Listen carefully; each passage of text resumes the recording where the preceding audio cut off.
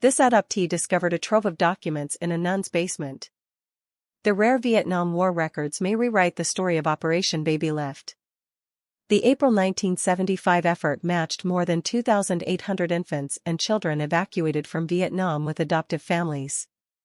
Today, the adoptees are searching for clues to their past and reflecting on the complicated legacy of their evacuation. Babies on plane seats during Operation Babylift in April 1975. Babies on plane seats during Operation Babylift in April 1975. Jean-Claude Francolin/Gamarafo via Getty Images. Nina Strauchlik. Nina Strauchlik. October 8, 2025. Get our newsletter. Erin Lockhart couldn't remember the plane crash she'd survived as a baby, but it often occupied her thoughts, popping up when she looked at her tattoo, a decorative cross overlaying a heart, the symbol of the order of nuns who'd cared for her, or at her 3 kids, adopted as she had been, but in very different times and circumstances. She also couldn't remember the first time she'd heard the story of her arrival in America. In those waning days of the Vietnam War, fighting consumed villages, food became scarce, and civilians feared reprisals by the encroaching Viet Cong communist forces, who battled American troops and the South Vietnamese army for control of the country. Some women left their children in orphanages, hoping they'd be safe and cared for. Many tried to flee the country by boat. Thousands of miles away, images of orphaned Vietnamese children outraged the American home front as the war reached its close. The first attempt to evacuate them came in the renegade stylings of Ed Daly, the pistol-carrying president of World Airways. On a dark Saigon runway on the evening of April 2, 1975, Daly, frustrated by bureaucratic red tape, loaded 58 orphans onto a plane. Without authorization, he flew them to Oakland, California, where he was met by the blinding flashes of photographers. The stunt worked. The next day, President Gerald Ford announced that the United States would airlift 2,000 babies and children, many born to Vietnamese mothers and American servicemen fathers, from Vietnam to America. The rescue mission, which eventually evacuated more than 2,800 orphans, was quickly dubbed Operation Babylift. President Gerald Ford holding a baby evacuated from Vietnam during Operation Babylift. President Gerald Ford holding a baby evacuated from Vietnam during Operation Babylift. Public domain via Wikimedia Commons. In Vietnamese orphanages, a cadre of young nuns began organizing the children for evacuation. Moved by the humanitarian crisis as the war stretched on, many had come from abroad to volunteer at both Vietnamese and international orphanages. Some had even founded their own, with funds from foreign donors. As the nuns packed, they hurriedly shoved records of children, personnel, and operations into boxes. Half a century later, these forgotten papers would be discovered in a nun's basement in Colorado.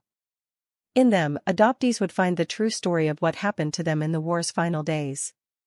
Lockhart had been left in an orphanage in Vinh Long, though by whom or for what reason she didn't know. Growing up in rural Virginia, she read a few letters from the nuns that offered clues to her earliest days. Black and white photos showed her as a baby in the sisters' arms at the orphanage. Newspaper clippings described a plane crash.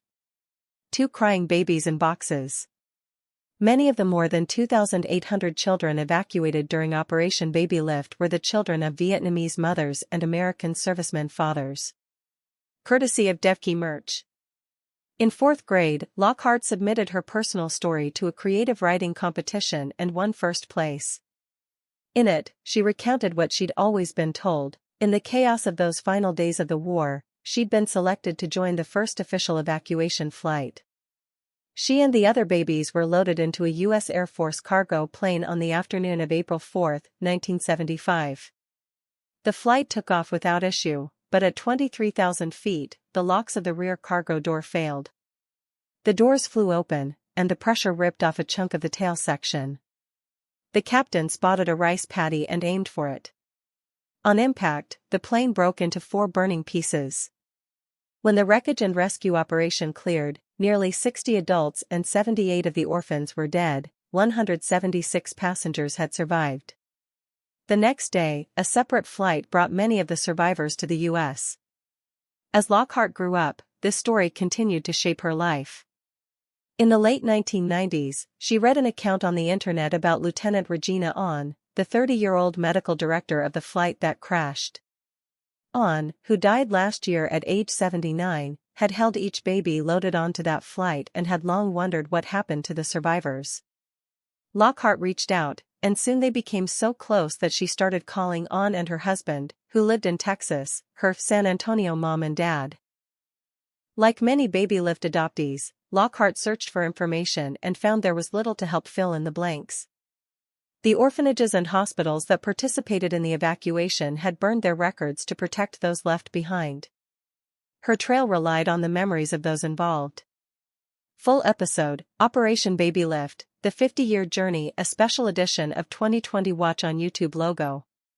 Lockhart and Ahn attended reunions of crash survivors together, and in 2014, on the 40th anniversary of Babylift, the two traveled to Vietnam and visited the rice paddy where their lives had become entwined. They held each other and cried. They lit incense at a small shrine. Lockhart visited an orphanage and saw how tenderly the nuns cared for the children. She realized that she hadn't just been abandoned, she'd been loved. For the first time, she could visualize how her life would have turned out if she'd been left in Vietnam. For some Babylift adoptees, the past was just a distant backdrop. For Lockhart, it was the dominant presence. Being a survivor of the crash meant she had to do something big, impactful. I couldn't just live an ordinary life, she says. She ended up traveling the world with the Department of Defense, living in Germany and later landing a job as speechwriter for the superintendent of the Air Force Academy in Colorado. Each time she visited the Vietnam Veterans Memorial in Washington, D.C., she'd run her fingers over the names of the crew of the downed flight. One day, she read a story about a man who decided to change the world one small act at a time. She decided to do the same by adopting 3 children and paying it forward. Need to know, the Vietnam Veterans Memorial. Designed by architect Maya Lin, the Vietnam Veterans Memorial lists the names of more than 58,000 Americans who died or went missing during the Vietnam War. In 2015, Lockhart and Ahn co-wrote a book called Operation Babylift, Mission Accomplished, about how the crash had shaped the course of their lives. In it, Lockhart surfaced one nagging question. Once, a nun involved in the operation had suggested that she wasn't actually on the flight as a baby. But everything else she'd been told, from her parents to the news reports of her arrival in the U.S., indicated she was. When fellow adoptee Devki Murch picked up Lockhart's book that same year, she couldn't put it down. Murch had been raised in Hawaii with loving adoptive parents. Her parents never buried her history, and she grew up knowing that she'd also been on the plane that crashed. When she was around 10 years old, in April 1984, ABC's 2020 aired a segment on the crash that she taped on VHS and watched on repeat. When she sought more information about her past, her mother told her there were no records, she'd been born in the middle of a war. Murch found she was okay with that. The knowledge that she'd survived the crash, however vague, had shaped her outlook, just as it shaped Lockhart's. Death didn't take you, so you can do anything, Murch says. There's a reason you're not dead. Devki Murch, left, and Aaron Lockhart, right, at a 2025 event commemorating Operation Babylift. Devki Murch, left, and Aaron Lockhart, right, at a 2025 event commemorating Operation Babylift courtesy of Devki Murch. Most Babylift memoirs she'd read before were the product of unhappy childhoods, but this one was different. She could relate to it. I felt like, Lockhart, extracted thoughts and feelings out of my head, says Murch. It was like reading my own journal. After finishing the book, she Googled the author and discovered they looked almost like twins. She'd often witnessed an uncanny recognition among Babylift adoptees that went beyond physical similarities. Our own personal narrative has been fed to us from the media, and it's all the same, more or less, Murch says.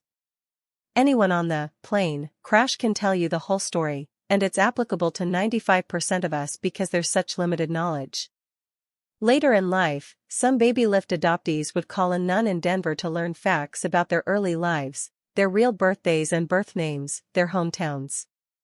With a steel trap memory, Sister Mary Nellie Gage, now 81, was the de facto historian for these children, whom she'd once shepherded out of Vietnam.